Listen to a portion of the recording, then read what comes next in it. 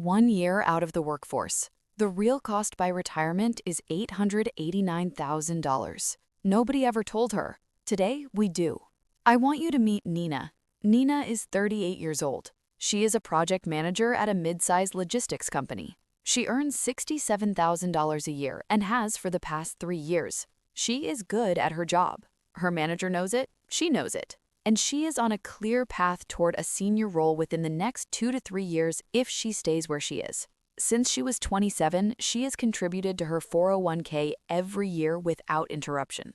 Not aggressively, 5%, but consistently every year without ever stopping. She has a small emergency fund. She has no credit card debt. By most available financial measures, Nina is doing the responsible things. 4 years ago, Nina had her first child. She took 14 months off. 12 months were covered by a combination of her company's maternity leave policy and short-term disability insurance. The additional 2 months were a decision she and her husband made together. A practical, honest decision made in good faith with the information they had at the time. Full-time childcare for an infant in their city cost $2,100 a month. Nina's take-home pay after tax was approximately $4,000 a month. After subtracting childcare, commuting costs, and work-related expenses that disappear when you are not in the building, and the mental load calculation that resists easy quantification but is nonetheless real, returning at the end of month 12 felt to both of them like the right time to wait a little longer. They ran the numbers month by month, childcare versus salary, and the math was close enough that 2 additional months felt like a reasonable and defensible decision. What Nina did not run, what almost nobody runs because almost nobody has been told to run it, is the other set of numbers. Not the month-by-month childcare versus salary comparison that felt like the complete picture.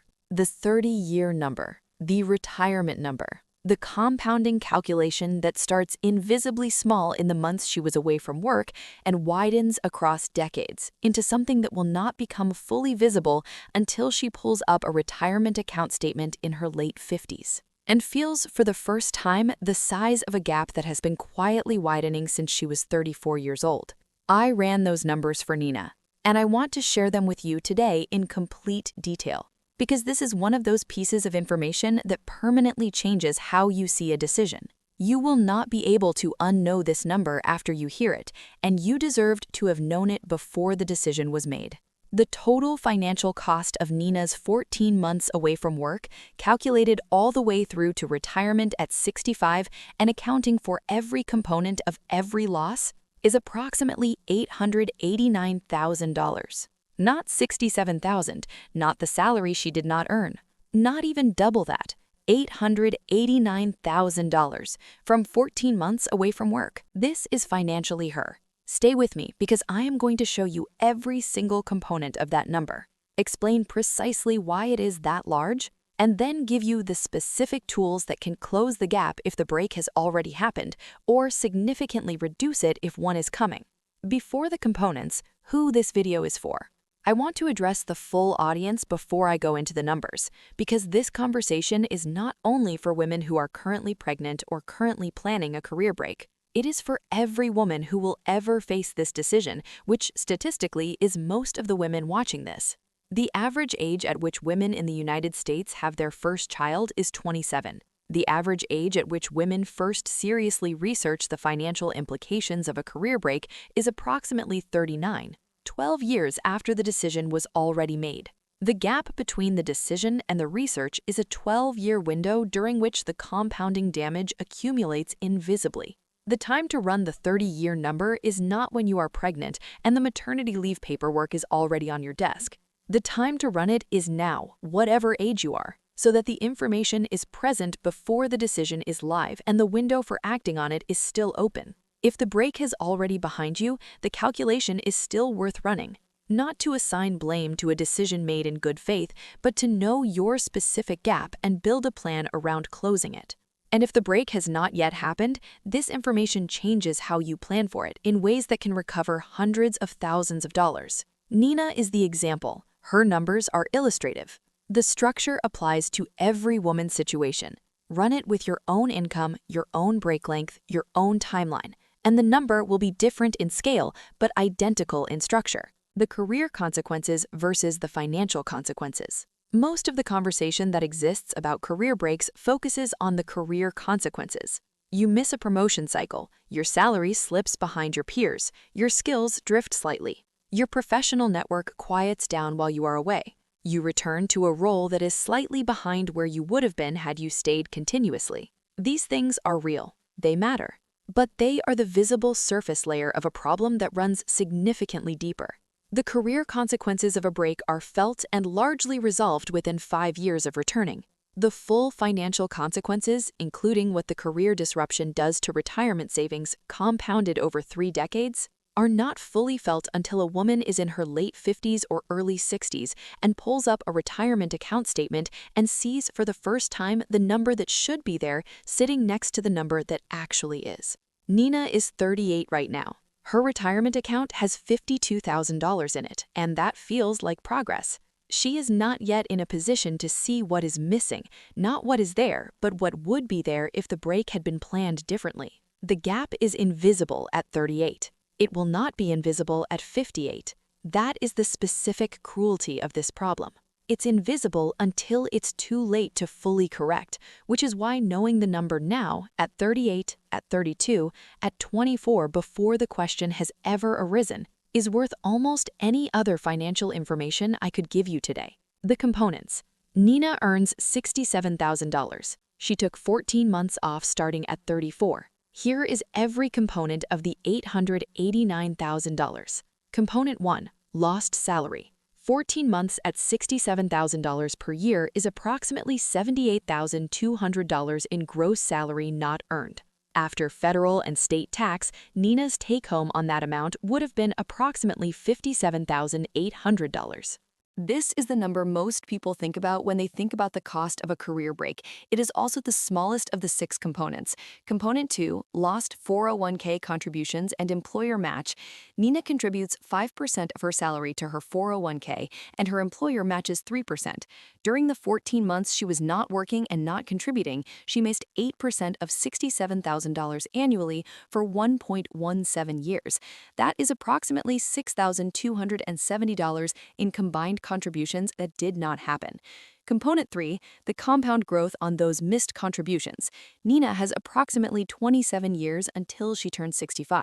The $6,270 that was not contributed, had it been invested and grown at the historical average stock market return of 8% annually for 27 years, would have become approximately $55,000. She did not lose $6,270 in retirement savings. She lost $55,000. The break cost her almost 9 times the missed contribution amount through compound growth alone.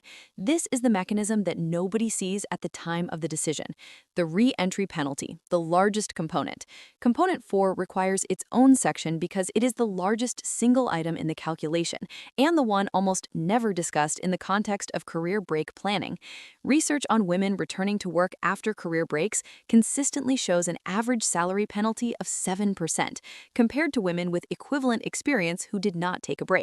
The penalty is not random. It comes from missed promotion cycles during the leave period.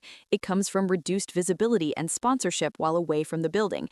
It comes from the documented bias that affects how returning mothers are evaluated relative to their pre-leave performance trajectory. And it comes from the structural reality that roles are filled and pay structures adjust while someone is away, so that the person who returns often returns to a market that has moved around them. For Nina, at $67,000, a 7% re-entry penalty is $4,690 less per year at the salary she returns to. That gap does not close on its own. It compounds. Every subsequent raise is calculated as a percentage of a base salary that started lower. Every performance review advances her from a lower starting point. Every job change she makes for the rest of her career is quoted off a salary history that includes the penalty. Modeled over 23 remaining working years with average annual pay increases of 2.5%, the cumulative lifetime earnings impact of that 7% re-entry gap is approximately $340,000. $340,000 from a 7% gap at re-entry. This is why the re-entry negotiation, the conversation about salary and role and level that happens before you walk out the door on leave, not after you return, is one of the most financially consequential conversations a working mother can have. The women who avoid the re-entry penalty are almost universally the ones who had that conversation in writing before the leave began. Component 5, the compound investment loss on foregone earnings. Nina was investing 5% of her salary before the break on the $340,000 in lifetime earnings she will not receive due to the re-entry penalty. The investment contributions she would have made and the compound growth on those contributions represent approximately $85,000 in retirement savings she will not have. Component 6, the Roth IRA contribution gap during the break itself. During her 14 months at home, Nina also stopped contributing to a Roth IRA she had opened at 30. She had been putting in $200 per month. 14 months of $200 is $2,800.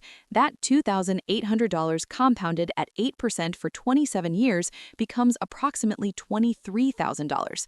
Total, $57,800 in lost take-home pay, $55,000 in lost 401k contributions and compound growth, $340,000 in lifetime earnings impact from the re-entry penalty, $85,000 in lost investment contributions and growth on those earnings, $23,000 in lost Roth IRA compound growth, plus additional friction costs. Total, approximately $889,000 from 14 months. The emotional pivot. I want to stop here and not move immediately to solutions. I want to sit for a moment with what that number actually means.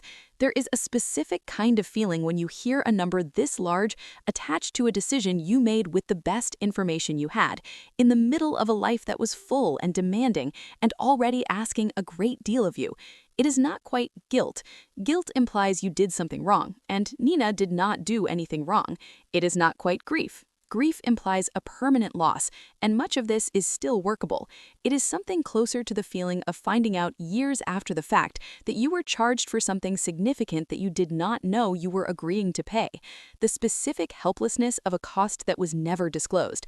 Nina did not know this number. Her HR manager, who sat across from her during the maternity leave planning conversation and went through the policy documents carefully and professionally, did not volunteer it. There is no requirement that she should have. Nina's financial advisor, she did not have one at the time, but even if she had, would not typically have modeled a career break scenario proactively. Her mother, who had her own career break in her 30s and rebuilt successfully, did not know the specific compound retirement calculation either. Nobody in the ecosystem of institutions, relationships, and information sources that surrounded Nina during that period was required to run the number that would have changed how she planned, and so it was never run, and Nina made her decision in the dark about the largest single financial consequence of what she was choosing. I need you to hear something precisely before we move forward.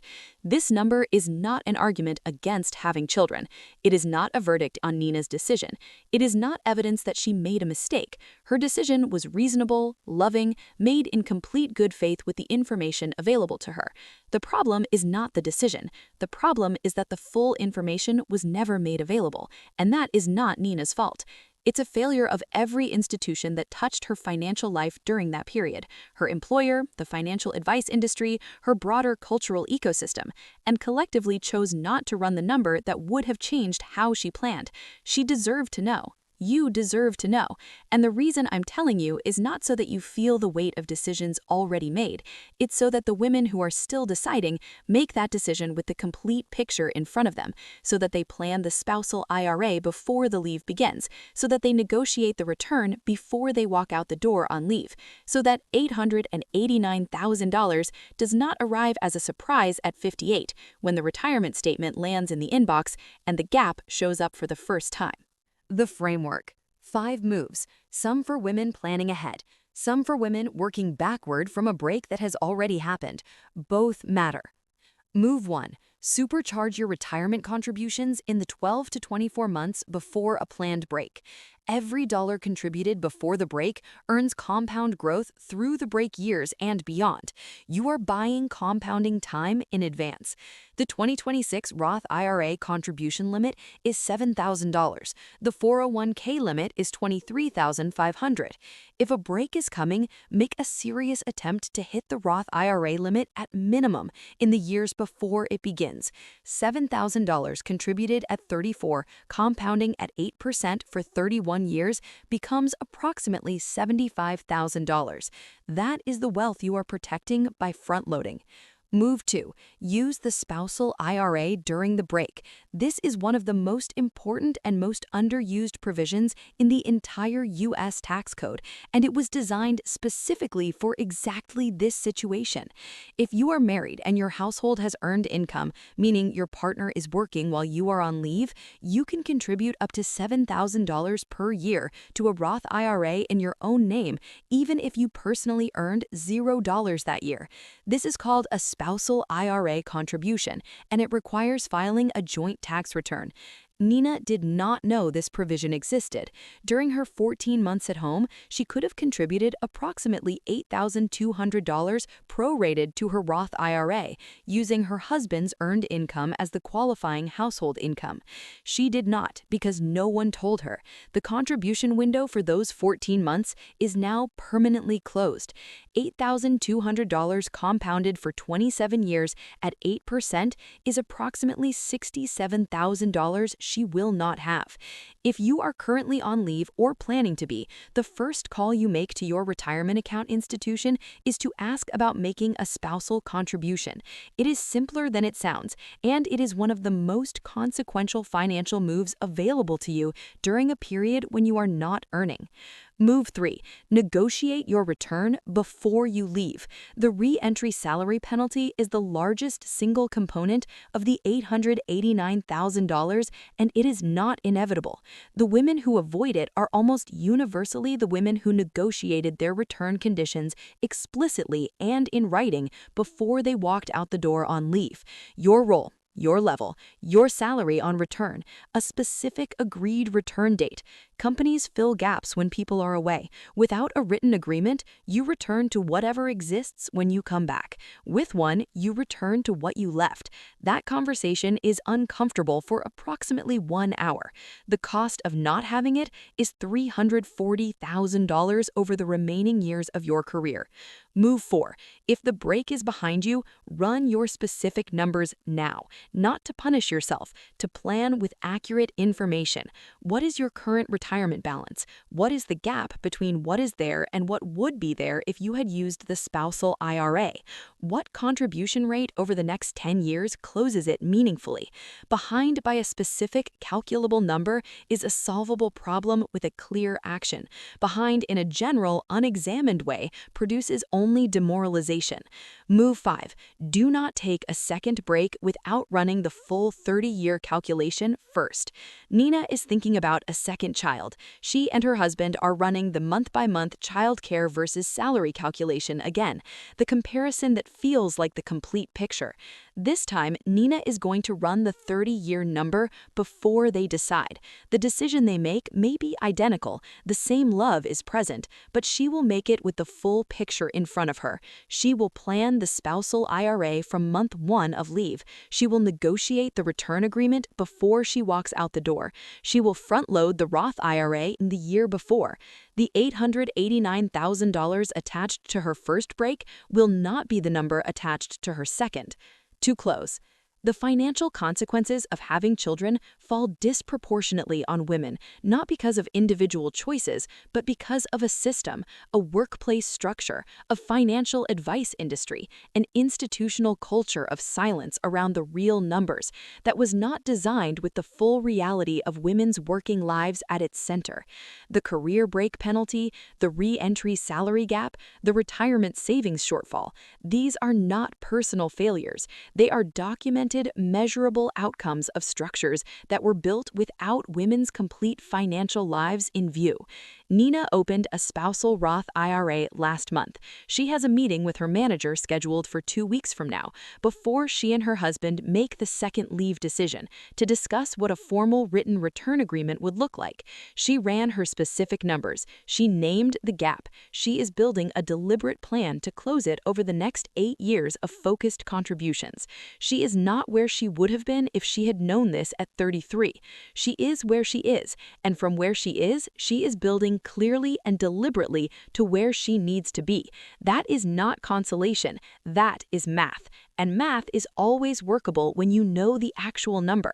If you have a friend who is about to go on maternity leave and hasn't thought about the spousal IRA, tell her today. The contribution window is open right now. Once the leave ends, it closes. That's the call to action from this video. A direct conversation with a specific woman whose window is still open. She deserves to know. Go tell her. Next video. The Good Girl Money Trap, why women are taught to stay out of the investing conversation, and the 5 specific moves that change this. I'll see you there.